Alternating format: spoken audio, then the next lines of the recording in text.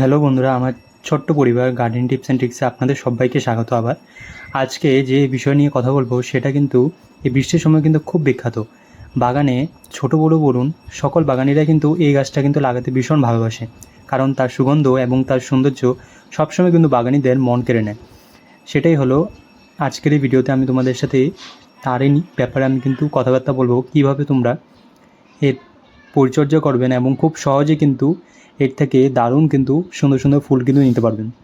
একটা জিনিস মাথায় রাখতে হবে, যে কোনো গাছ লাগালেই শুধু তাকে রেখে দিলে হয় না, তাকে কিন্তু পরিচর্যা করতে হয় তেমনভাবেই নিজের সন্তানের মতো। তাহলে কিন্তু খুব সুন্দরভাবে দেখবেন এই গাছগুলো কিন্তু তাড়াতাড়ি কিন্তু সুন্দর একটা রূপ নেবে এবং খুব ভালোভাবে কিন্তু এর মধ্যে ফুলও আসবে।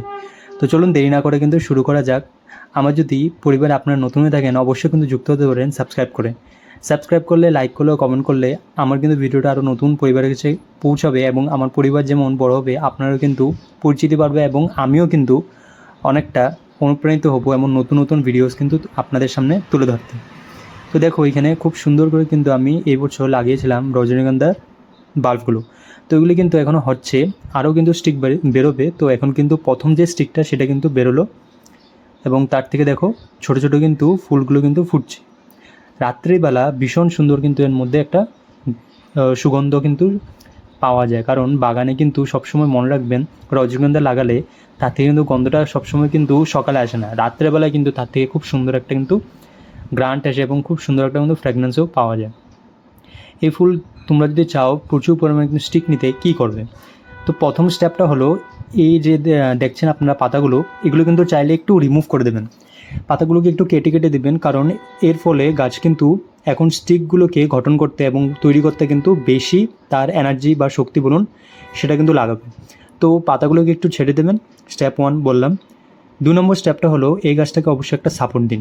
দেখুন, একটা কিন্তু সাপোর্ট দিলে গাছটা যেমন সুন্দর করে বৃদ্ধি হবে এবং তার সাথে সাথে স্টিকটা কিন্তু ভাঙবে না। স্টিকটা যখন উপরে ফুলগুলো বেড়ে যাবে বা স্টিকগুলোর মধ্যে ফুলগুলো ভারী হয়ে যাবে, তখন কিন্তু ঝুঁকে যাওয়ার একটা কিন্তু অনেকটাই সম্ভাবনা থাকে। এই জিনিসটা অবশ্যই কিন্তু মাথায় রাখবেন।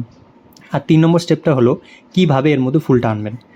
মাথায় রাখবেন, এই গাছ কিন্তু কোনো সময় ঝট করে কিন্তু বাল্বটা আসবে না। আপনার যদি বাল্বগুলো একটু পোক্ত থাকে এবং বড় থাকে, তার মধ্যে দেখবেন 1 বছরের মধ্যে কিন্তু ফুলটা আসে, না হলে 1 থেকে 2 বছর বা 2 বছর থেকে 3 বছর লাগতে পারে।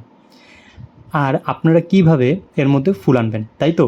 এইটার জন্য তো আপনারা অনেকক্ষণ ধরে অপেক্ষা করছেন। তো চলুন বলে দিই। আপনারা যদি রাসায়নিক চান তাহলে কিন্তু লাল পটাশটা কিন্তু অবশ্যই ইউজ করতে পারেন, তার সাথে সিঙ্গেল সুপার ফসফেট এসএসপি, কারণ এটা কিন্তু গাছের মধ্যে ক্যালসিয়াম আর ফসফরাসের কিন্তু মাত্রাটাকে একটা কিন্তু পরিমাণ হিসাবে রাখতে কিন্তু অনেকটা সাহায্য করবে। আর পটাশ তো জানেনই, ফুল আনতে কিন্তু খুব তাড়াতাড়ি কিন্তু সাহায্য করে, কারণ এটা কিন্তু কেমিক্যাল একটা ফার্টিলাইজার হলেও খুব উপকারী। আর জৈবের মধ্যে তো কলার খোসার জল আর পেঁয়াজের খোসার জল